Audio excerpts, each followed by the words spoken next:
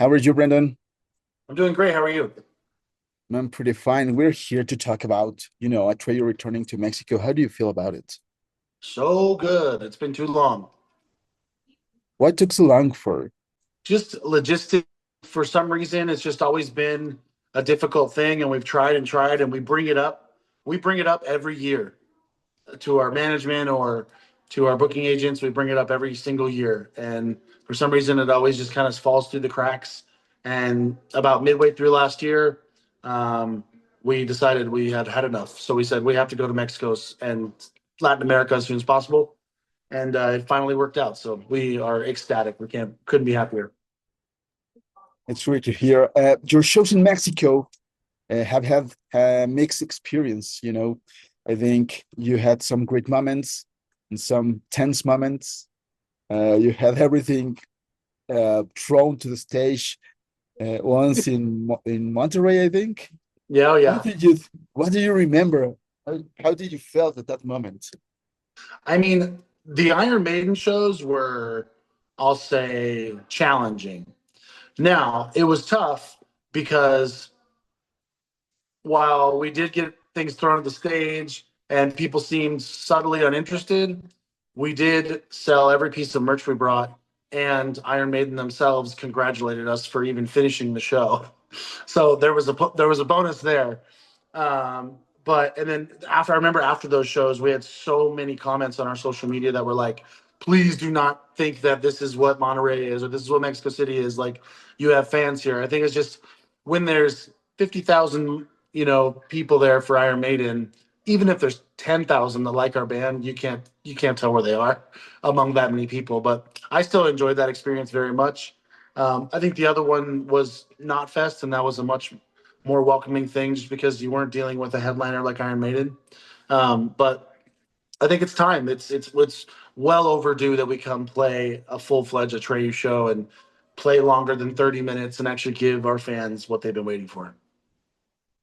That's right. Maybe you should put a saying "no coins allowed" in Mexican shows.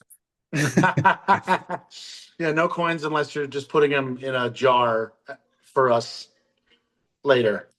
but but do you think now metalheads are more open-minded for different kind of metal? I think so. I think people are just more open minded in general. I think genres are just kind of blending together, and people are getting rid of the kind of concept of guilty pleasures and just listening to whatever they want to listen to. You know what I mean? Yeah, for this tour, you will celebrate 25 years of Atreyu.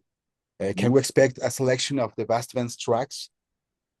Absolutely. We're playing as broad of a selection of songs as we can pick. There's obviously like we like to pay attention to what people are actually listening to. You know what I mean? But that being said, we're playing something off of almost all of our albums, and I think it really is in my eyes like a greatest hits set.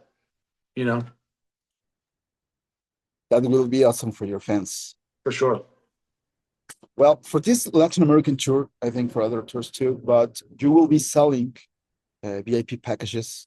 Mhm. And, some people have criticized the practice of selling meet and greets to the fans. But what do you think?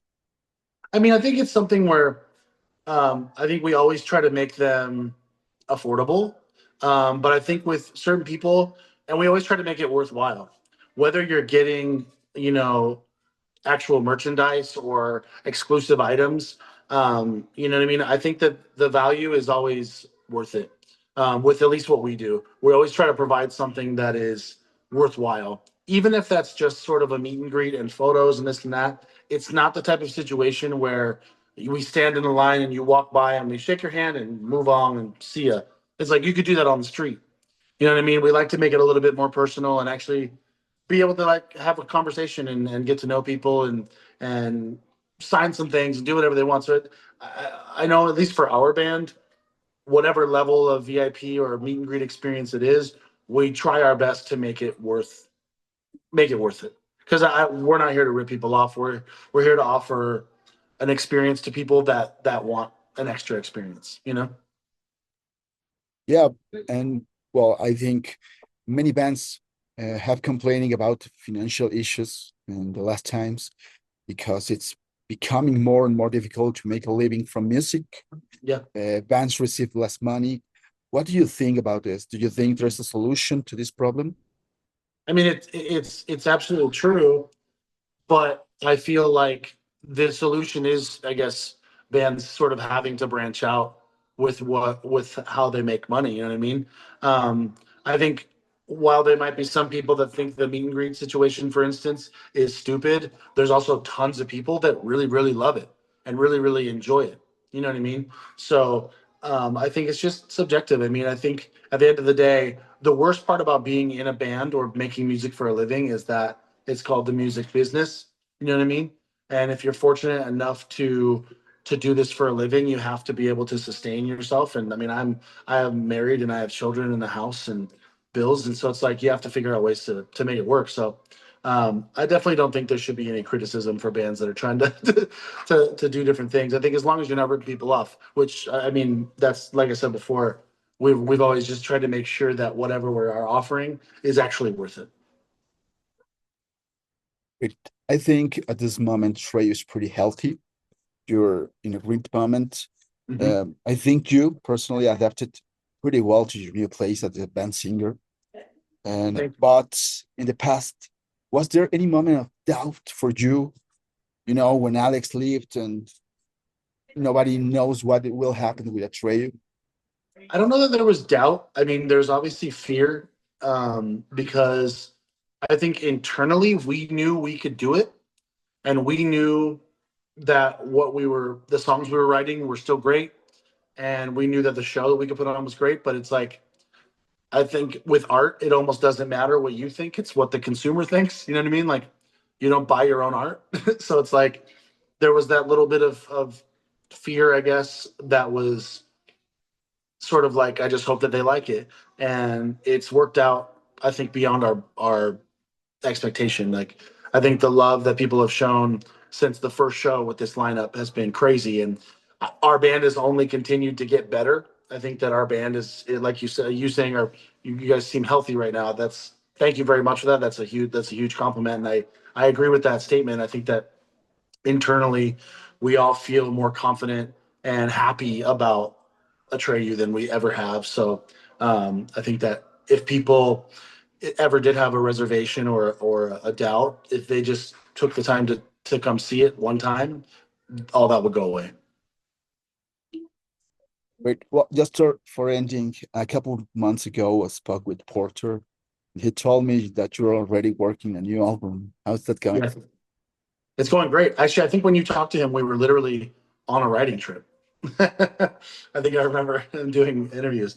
It's going great. I think we're probably, I'd say, a little over halfway through writing the record. We approached writing this next album a little differently. We've been going on sort of different writing trips around the world just to kind of get in different atmospheres and be inspired by different things. So we did a trip to Tokyo. We did a trip to like an island off of the coast of Washington in the States. And then we're going back to LA in April, May to finish writing and recording. So it's going great. It's most definitely, I think, going to be a shocker. I think a lot of people probably would hear our most recent album, the Pronoia Sessions, and expect us to make a soft record. But I don't think that, I think it's not that at all.